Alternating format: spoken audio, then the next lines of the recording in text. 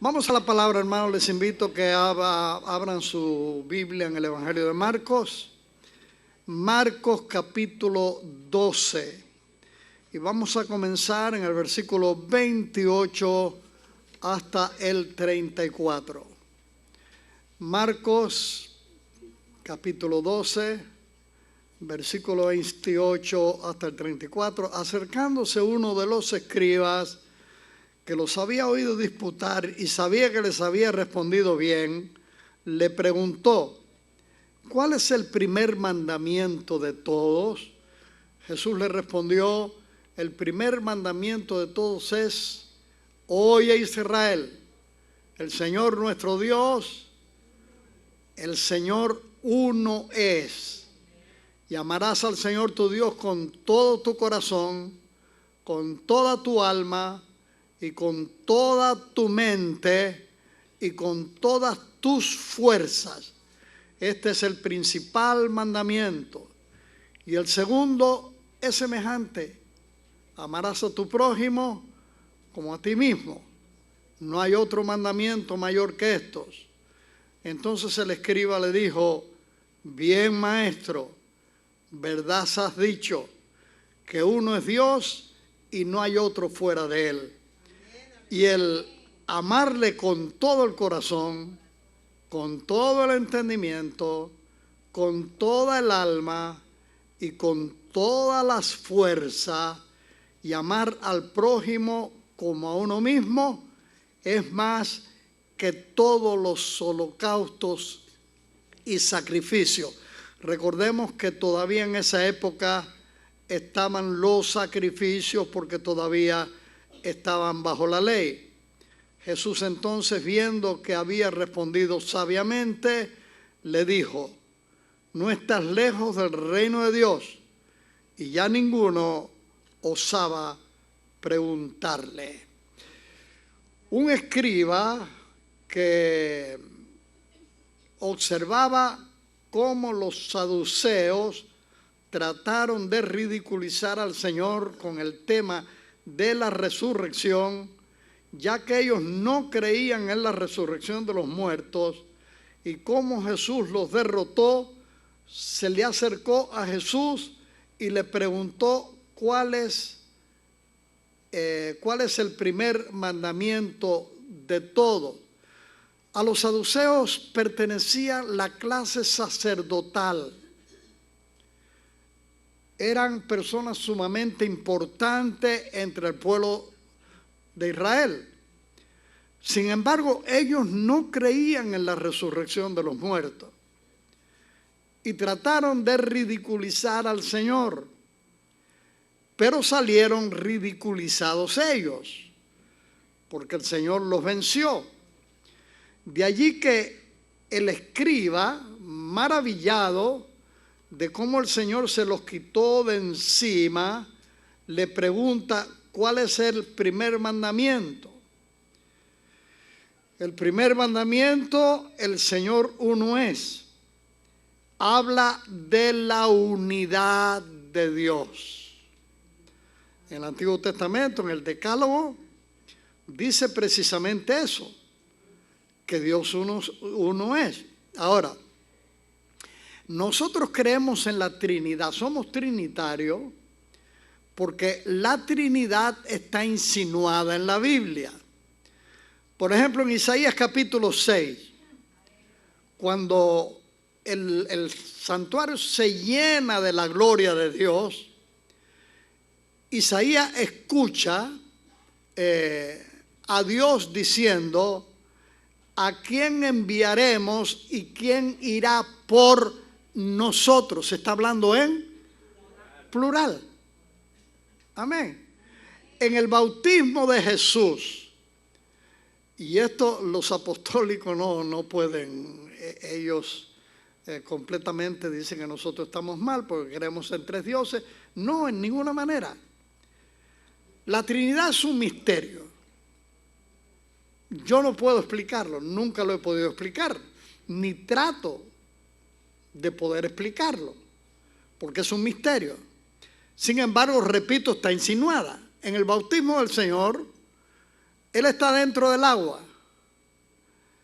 el Espíritu Santo desciende sobre él en forma de paloma.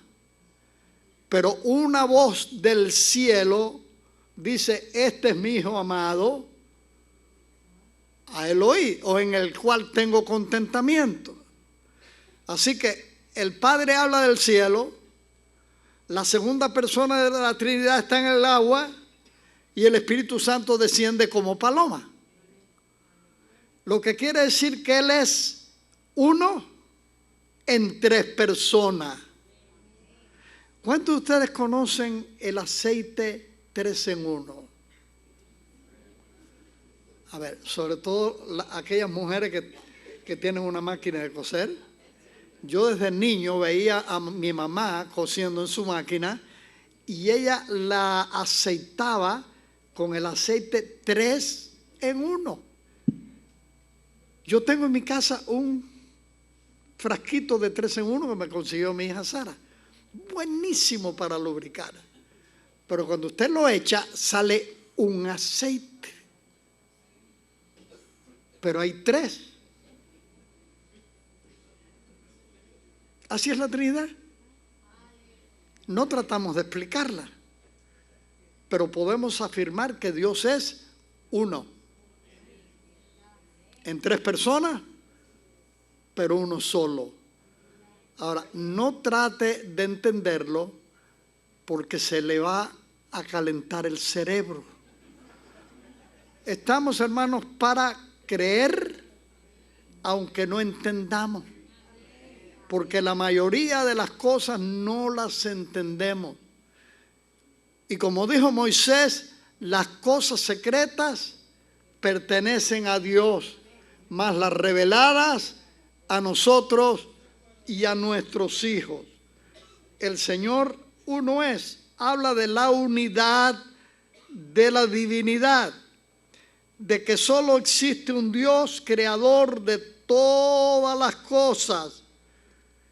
Esto echa por tierra la creencia pagana, el panteísmo, sistema de los que identifican a Dios con el mundo, con las cosas creadas. Creen que todo es Dios, la tierra es Dios, el mar es Dios, los seres humanos somos dioses, los árboles son dioses, los animales son dioses, los ríos, las rocas, las nubes, etcétera, etcétera. Ese es el panteísmo. El politeísmo, religión que admite la pluralidad de los dioses. El politeísmo fue la religión de los griegos y los romanos, y es aún la religión de gran número de pueblos de Asia y de África. El judaísmo, el cristianismo y el islam somos moniteístas, creemos en un solo Dios. El único, el verdadero, creador de todas las cosas. Israel, a pesar de las advertencias de Dios por medio de Moisés, practicaron los falsos dioses, adoraron los falsos dioses de las naciones vecinas, acarreando maldición y sufrimiento terribles por creer en otros dioses, dioses que no son dioses. Los adoraron y llegaron inclusive a sacrificar sus propios hijos a esos falsos dioses, después de haber conocido al Dios verdadero. El cristianismo también adoptó una forma de paganismo al rendir culto a figuras de hombres y mujeres, atribuyéndoles poderes milagrosos y quitando sus ojos del único Dios que debe ser adorado y el único que hace milagros, nuestro Dios. Cuando el cristianismo adoptó formas paganas de adoración, ya en el tercer siglo, hasta el tercer siglo, el cristianismo creía en un solo Dios. Pero cuando el emperador Constantino venció y se hizo emperador, él dijo que él había vencido porque él vio una cruz en el cielo y una voz le dijo: por esta cruz vencerá. Y él adoptó el cristianismo como su religión o como la religión oficial del Estado. De tal manera que al hacer el Estado cristiano, él ser cristiano, su madre una devota cristiana, la gente se hacían cristianos por tener favores y fueron metiendo el mundo poquito a poco dentro de la iglesia. Comenzaron a coquetear con los ministros que antes se tenían que esconder para que no les quitaran la vida. Ahora los hicieron importantes, los pastores. A los pastores los hicieron importantes y la gente comenzó a codearse con ellos. Comenzaron a recibir favores del mundo y de pronto la iglesia tenía el mundo dentro de ella. Comenzaron a hacer imágenes de Cristo cuando el Señor no dejó ninguna fotografía de él. Presten atención, hermanos. En el libro de Deuteronomio, cuando Moisés está hablándole a Israel desde que salieron de Egipto, cómo Dios los protegió, cómo Dios los ayudó, cómo Dios los bendijo.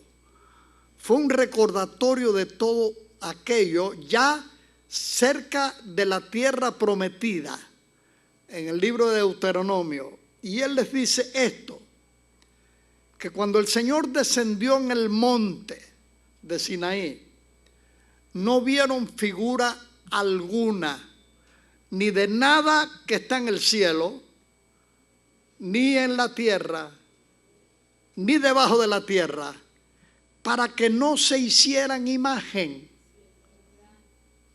y después las adoraran. No vieron nada. El Señor no dejó ninguna foto. Repito, artistas pintan un rostro de un hombre guapo, regularmente rubio, y dicen que es Cristo. Pero ese no es nuestro Señor. El Señor le dijo a la samaritana en el capítulo 4 del libro de Juan: Dios es espíritu y debe ser adorado en espíritu y en verdad. Y ninguno de nosotros hemos visto un espíritu. ¿O sí? ¿Alguno de ustedes ha visto un espíritu? Si yo lo veo, me caigo muerto. Yo tuve una experiencia con el Señor cuando tenía 13 años, yo les he contado. Yo no vi nada, ni oí nada, pero sentí una presencia muy fuerte que hizo que estas palabras salieran de mi boca: sí, Señor, yo te seguiré. 1944, tenía yo 13 años. Por eso estoy en el ministerio, por esa experiencia. Amén.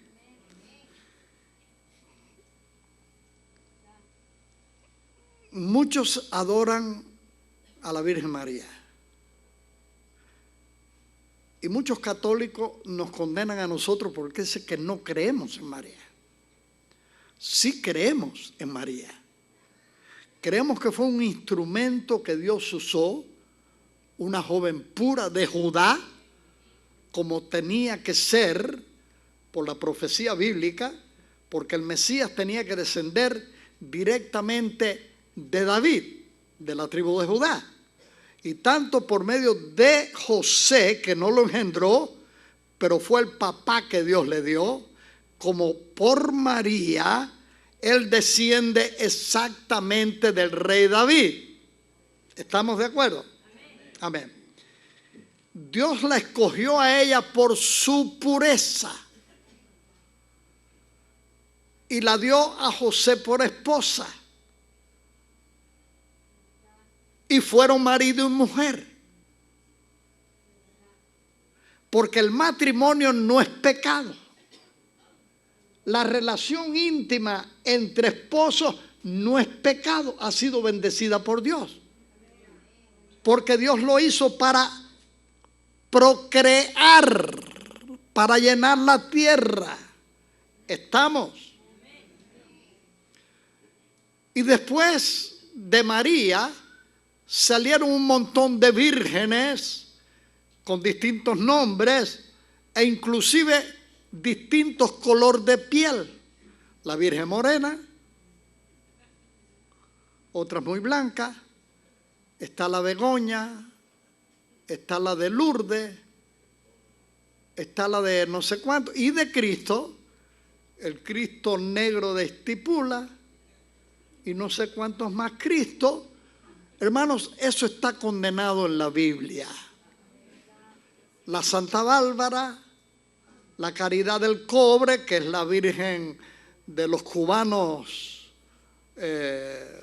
católicos, muy adorada. Dice que unos pescadores en medio de una tormenta vieron una figura que estaba en el agua, la llevaron a la lancha y cuando la pusieron se calmó la tempestad. Todo esto son inventos. Hubo un sacerdote en la iglesia que está en el DF, donde está la llamada Virgen de Guadalupe. Hace unos años él declaró, ya anciano, que Juan Diego nunca había existido. Lo llevaron a Roma y lo obligaron a que dijera que él se había equivocado, que San Diego sí el Juan Diego sí existió y que la experiencia que él tuvo con las rosas en el manto, que era verdad. Que en la primera escuela dominical alguien levantó la mano que escuchó eso, porque yo lo escuché. No sé aquí si alguien lo escuchó. Usted sí lo escuchó, hermana.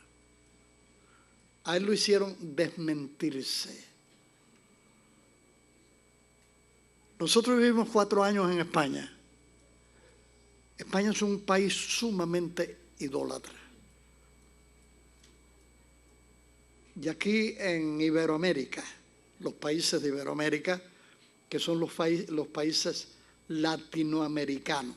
La palabra Iberoamérica viene porque los primeros pobladores de la península española se llamaban los iberos. Por eso los latinoamericanos somos iberoamericanos. ¿Lo entendió? ¿Por qué esta iglesia se llama Iberoamérica? Porque tenemos la esperanza de que todos los países latinoamericanos tengamos representación en esta iglesia. No lo hemos logrado, pero estamos luchando por tener de todas las nacionalidades de los países iberoamericanos. Son sumamente idólatras. La idolatría, aquellos que no son dioses, es abominación a Dios. Solamente hay una persona a quien adorar. Es al único Dios verdadero. Y hay que adorarlo en espíritu y en verdad.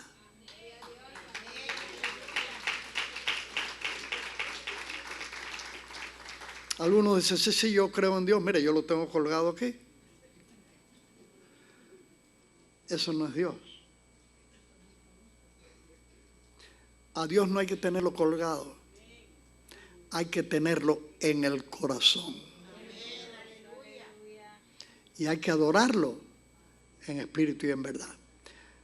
Esto sí, hermanos, quiero hacer una aclaración que hice en la primera escuela dominical.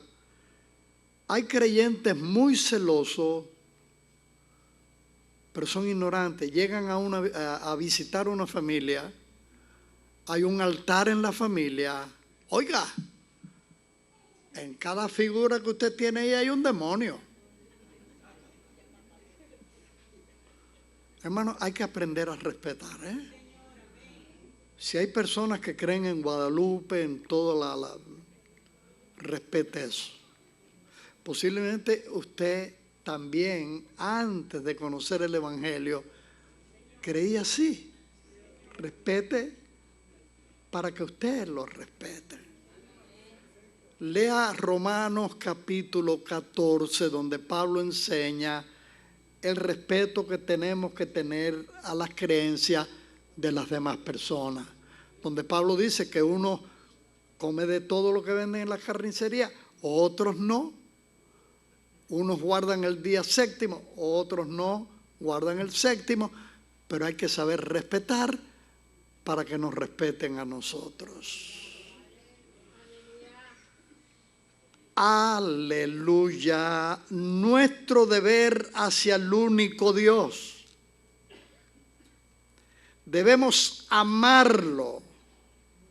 Primera de Juan 4:19, y vamos a finalizar este estudio con Primera de Juan capítulo 4 del 7 al creo que es 21, algo así. Nosotros le amamos a Él porque Él nos amó primero. ¿Cuántos aman a Dios aquí? Él nos amó a nosotros primero. Forma de amarlo, como dice en el Decálogo, con el corazón. Corazón en las Escrituras es mencionado como el asiento de los afectos y de las pasiones y también de la sabiduría y del entendimiento. Con todo el corazón, dice, con el más grande afecto, con sabiduría, con entendimiento. Lo amo porque es real. Lo amo porque es bueno. Lo amo porque Él me amó primero. Y lo amo con todo mi corazón. ¿Cuántos lo aman así? A ver las manos. Aleluya. Y si lo van a aplaudir, apláudanlo con entusiasmo, hermano. Con toda el alma. El alma, el asiento de las emociones. Le amo con entusiasmo, que me emociona, que me hace reír, que me hace llorar, que me hace alabarlo, que me hace adorarlo y hablar de Él a otros compartiendo las grandezas de mi Dios. ¿Cuántos lo aman así? Con entusiasmo, con emoción, que te hace reír, que te hace llorar, que te hace alabarlo. Pero también que nos hace hablar de su amor a los que no conocen a Cristo. Siempre que hablo así, de la necesidad de evangelizar, siempre, tristemente, toda la congregación, sea de la primera o sea de la segunda, hacen un silencio. Que evangelicen los pastores, que para eso son pastores. El sábado 26 de octubre, está en la hoja dominical, a partir de las 9 de la mañana, hay una invitación general para todo miembro. te convocamos a reunirnos para evangelizar nuestra comunidad alrededor de la iglesia. Todos están invitados a este esfuerzo por alcanzar a todo aquel que no conoce al Señor, a Jesucristo como su Salvador. Estaremos reuniéndonos aquí en la iglesia a las 9 de la mañana para la formación de grupo. Les esperamos. Si tú amas al Señor de todo tu corazón, tú vas a desear que los que no conocen al Señor lo conozcan. ¿O no? ¿Estarías dispuesto a venir el sábado 26? Ahí te lo dejo como tarea. Amén. Lo amo con toda la mente. Él debe llenar nuestros pensamientos. A la mente llega toda clase de pensamientos, nobles y malos. Si Dios llena nuestra mente, los malos pensamientos no se podrán anidar. Serán desechados por una mente llena del amor a Dios. Oiga, la mente nuestra está trabajando las 24 horas del día. Y nos llegan pensamientos que nosotros no invitamos. Posiblemente recuerdos de la vieja naturaleza. ¿Y por qué estoy pensando en esto? Ahora, no podemos evitar que llegue,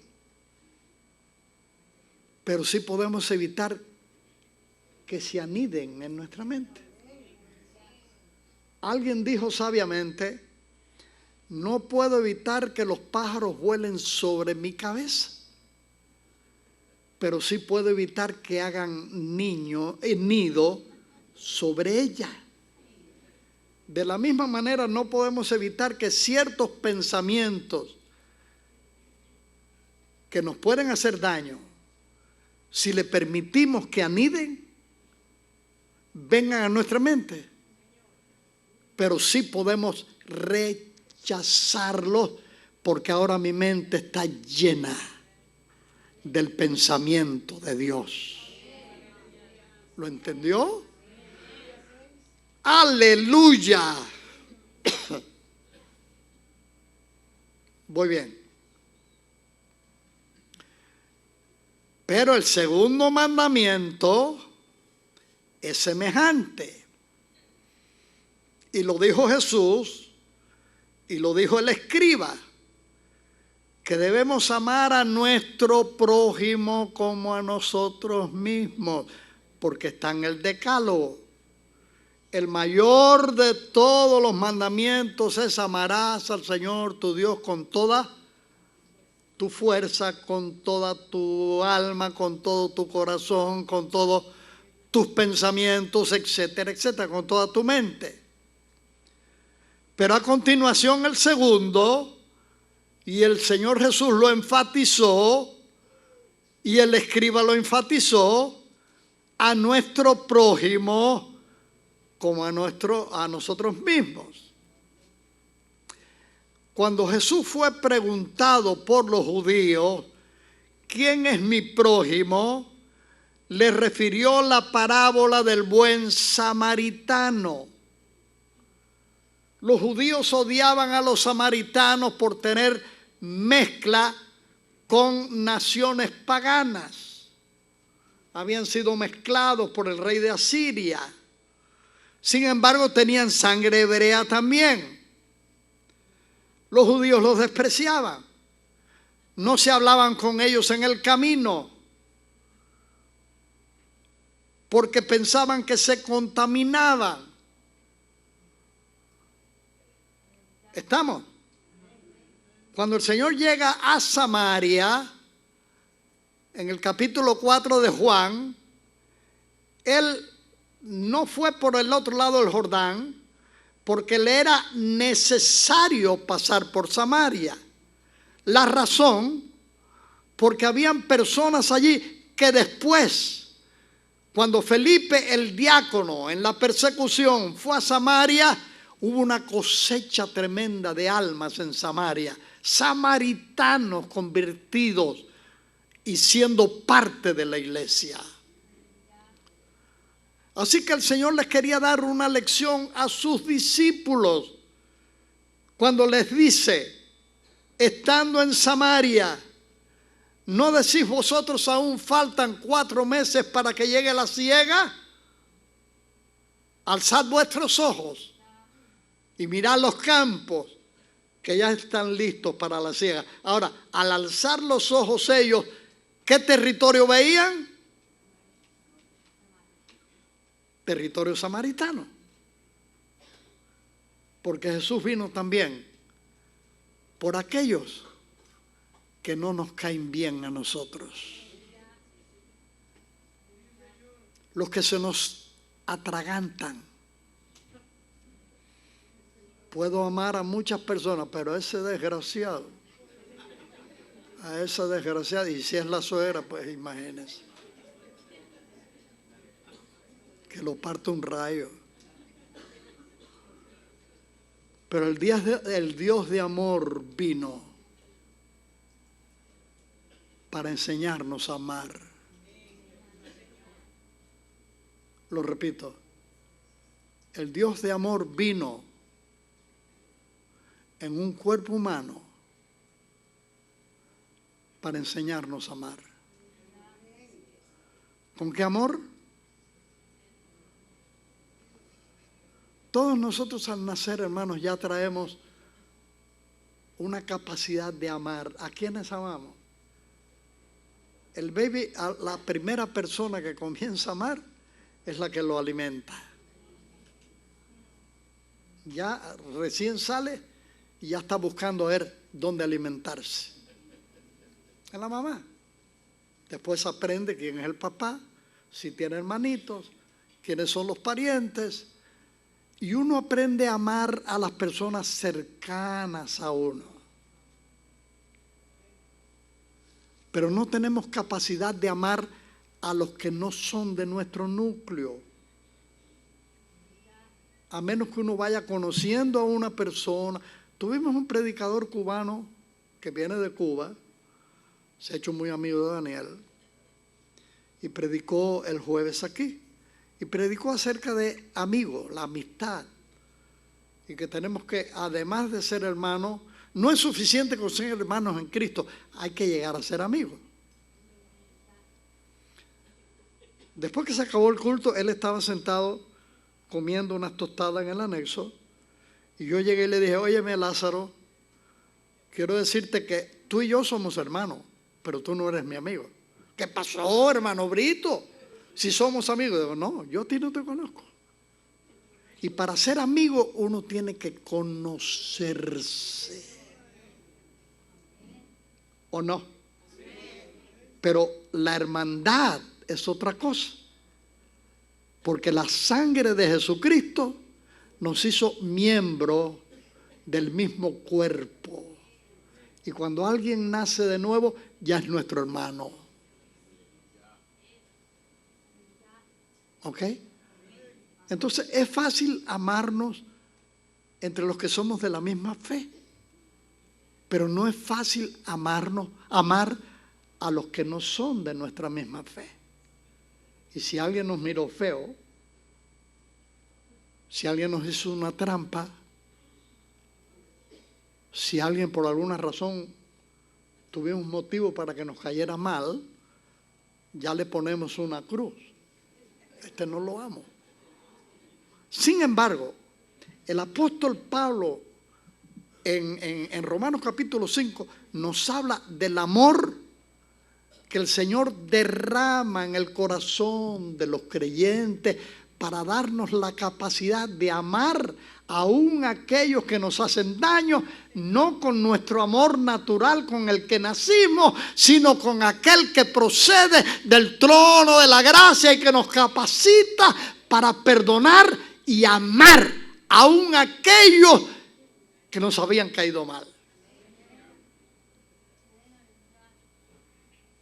¿Lo entendieron o no? ¿Lo están eso mismo o no?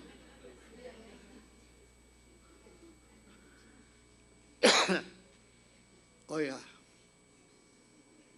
si usted conociera a la bruja de mi suegra, ¿la tengo que amar? Pues sí. Aunque no lo creas, es tu prójima. Tu suegro es tu prójimo, tu mujer es tu prójima, tu marido, mujer, es tu prójimo.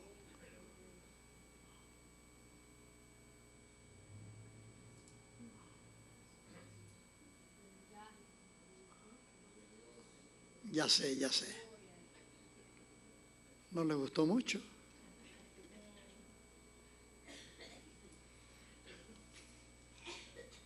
Es lo que dice la Biblia. Hermanos, el problema es que si nosotros nos morimos odiando, teniendo resentimiento, y no hemos sido capaces antes de partir a la eternidad de perdonar y amar, no nos vamos a ir con él, nos vamos a quedar con el otro.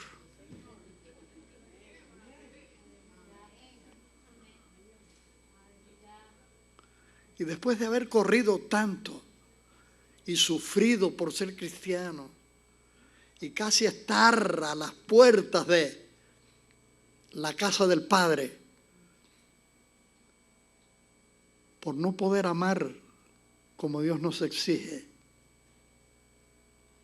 ¿nos quedamos? ¿Nos vamos para abajo? Eso es una tragedia, ¿o no? Ese pastorcito flaco, viejo y feo lo tengo atravesado, porque no sé quién le está diciendo todo lo que yo... ¿Quién le chismeó?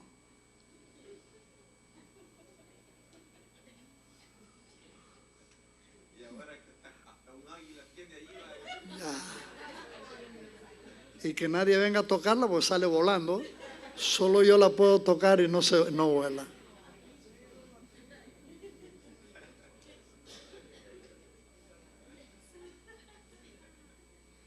Mejor aprendan a amarme, ¿eh?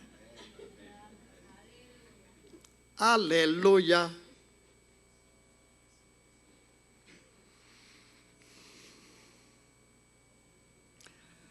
A los que nos hacen mal, los que no nos gustan, son prójimos.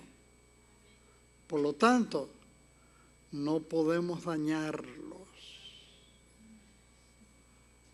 No nos podemos vengar, etcétera, etcétera. Lean el Decálogo, los 10 mandamientos, hermano.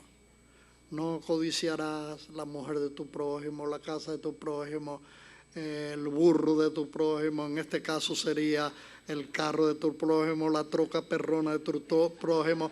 No puedes codiciarla porque es hacerle mal. Y tenemos que hacerle bien y desearle bien. Ese es el amor que Jesucristo vino a derramarnos por medio del Espíritu Santo a nuestro corazón.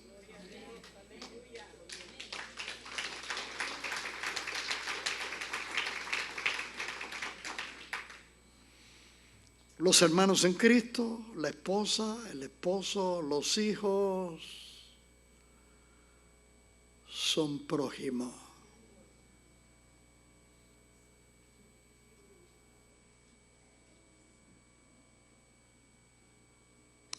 Hay que respetar lo del prójimo, todo lo del prójimo, aquellos hermanitos que le dan la mano a las hermanas y se la sostiene, hermanita, Dios la bendiga, cuidado, porque no te pertenece. Si le das la mano, suéltala rápido. Y cuidado como la miras. Y lo mismo de las hermanas para el otro lado.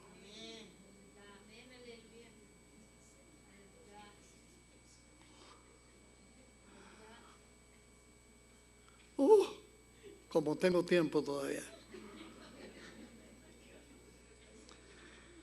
Pero no. Creo que el mensaje lo recibieron. ¿O le sigo dando cuerda? Déjeme decirle, hermano, que yo tengo otro bosquejo que iba a predicar hoy. Y estaba seguro,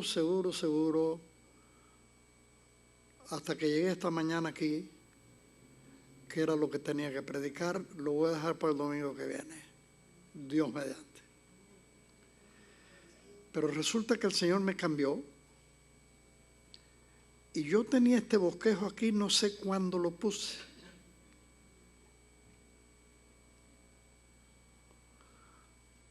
Y cuando abrí la Biblia, lo abro precisamente en Marcos 12. Y veo que este bosquejo estaba aquí. Y cuando lo puse y comencé a leerlo, y sentí que el otro no era para hoy. Este era para hoy. En la primera escuela dominical vi que algunos lo habían recibido. Espero que ustedes también lo estén recibiendo.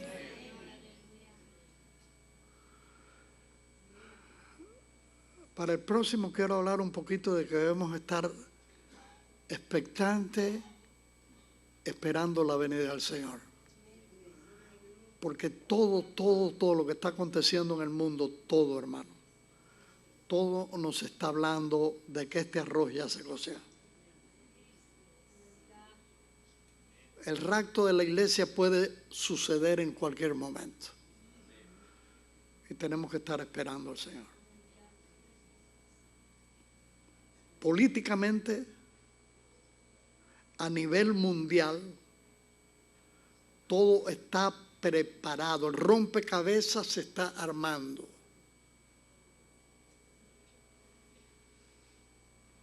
El odio a Israel,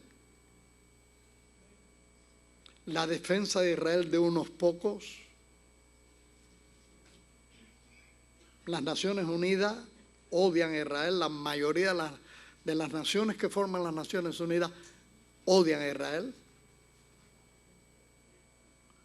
Sin embargo, va a aparecer un personaje que va a ser abrazado por la mayoría de las naciones. Y la Biblia menciona un montón de naciones que lo van a apoyar y que hoy en día ya están apoyando al gobierno que hay en Rusia. Estuve oyendo a este Adusin, ¿es Adusin? Él es un maestrazo. Y hace unos domingos lo estuve oyendo y estaba hablando de profecía. Y él habló de que el anticristo va a aparecer del Medio Oriente, va a ser del Medio Oriente. Y yo no estoy de acuerdo con él porque no fue lo que yo aprendí por mi pastor y mi maestro de 3 años, un misionero de las Asambleas de Dios. 3 años, profecía primera, profecía segunda, profecía tercera. Va a ser de las profundidades del norte de Israel. Las profundidades del norte de Israel apuntan directamente a lo que es Rusia. Y hay un montón de países en el Medio Oriente apoyando a Rusia y Rusia apoyándolos a ellos. El presidente de los Estados Unidos sacó un puñado de soldados que quedaban allí en Siria. Inmediatamente Rusia llenó ese espacio y apoyando a Turquía.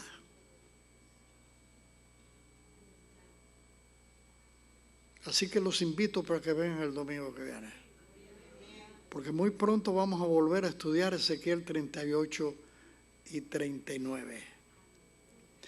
Pero vamos a terminar este estudio, por eso es un estudio, con Primera de Juan, capítulo 4, comenzando con el versículo 7 al 21.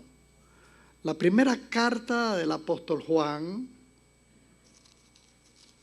capítulo 4, comenzando con el versículo 7. Amados, amémonos unos a otros, porque el amor es de Dios. Todo aquel que ama es nacido de Dios y conoce a Dios. El que no ama no ha conocido a Dios, porque Dios es amor. ¿Están leyendo? En esto se mostró el amor de Dios para con nosotros, en que Dios envió a su Hijo unigénito al mundo. Oiga, la prueba más grande de amor la dio Dios cuando envió a Cristo. Por eso a Juan 3:16 se le llama el corazón del Evangelio, porque de tal manera, ¿lo sabe de memoria? Repítalo en alta voz. Amó Dios al mundo.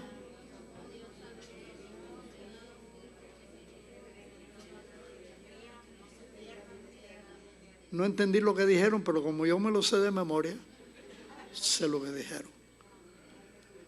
En esto se mostró el amor de Dios para con nosotros. Versículo 9. En que Dios envió a su Hijo unigénito al mundo para que vivamos por Él. En esto consiste el amor. No en que nosotros hayamos amado a Dios, sino en que Él nos amó a nosotros y envió a su Hijo en propiciación por nuestros pecados. Amados, si Dios nos ha amado así, debemos también nosotros amarnos unos a otros. Nadie ha visto jamás a Dios. Si nos amamos unos a otros, Dios permanece en nosotros y su amor se ha perfeccionado en nosotros. En esto conocemos que permanecemos en Él y Él en nosotros, en que nos ha dado de su Espíritu. Y nosotros hemos visto y testificamos que el Padre ha enviado al Hijo, el Salvador del mundo. Todo aquel que confiese que Jesús es el Señor, el Hijo de Dios, Dios permanece en Él y Él en Dios. Y nosotros hemos conocido y creído el amor que Dios tiene para con nosotros. Dios es amor. Y el que permanece en amor, permanece en Dios y Dios en Él. En esto se ha perfeccionado el amor en nosotros para que tengamos confianza en el día del juicio. Pues como Él es, así somos nosotros en este mundo.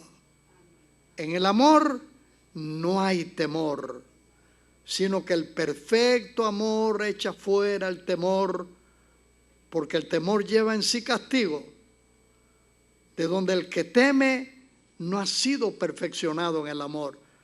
En el antiguo pacto los judíos ni siquiera se atrevían a mencionar el nombre de Dios porque vivían en temor. En el nuevo pacto, ese temor, Jesucristo vino a quitarnos. Sí tenemos temor de Dios, pero no miedo. Temor a ofenderlo, sí, pero no vivimos en constante temor a ir al infierno, como era en el antiguo pacto. Nosotros le amamos a Él porque Él nos amó primero.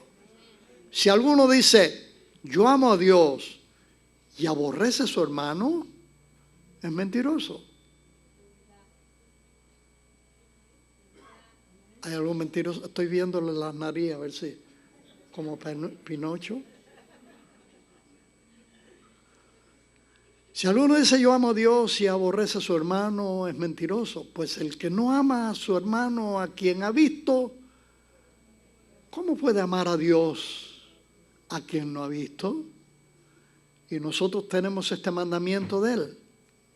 El que ama a Dios, ¿cómo termina? Ame también a su hermano. Aleluya. ¿Puedes mirar al que está a su lado y sonreírle? Sí nos amamos, ¿verdad? Esta iglesia es una iglesia amorosa, amorosísima, hermano. Nos amamos tanto que nos derretimos. ¿Verdad, Heriberto?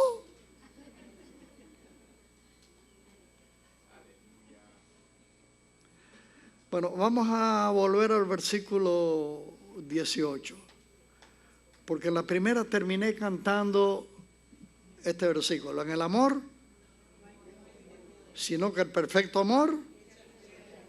¿Quieren cantarlo conmigo? Pues vamos a cantarlo.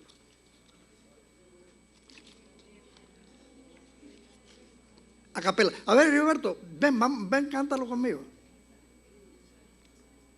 En el amor no hay temor, porque el amor echa fuera el temor. En el amor no hay temor, porque el amor echa fuera el temor. Porque Dios es amor, porque Dios es amor, porque Dios es amor, porque Dios es amor, porque Dios es amor, porque Dios es amor. En el amor no hay temor, porque el amor echa fuera el temor. En el amor no hay temor, porque el amor echa fuera el temor. Porque Dios es amor, porque Dios es amor, porque Dios es amor, porque Dios es amor, porque Dios es amor, porque Dios es amor. Aleluya, aleluya. Y como Dios es amor, tenemos que amarnos los unos a los otros. Heriberto.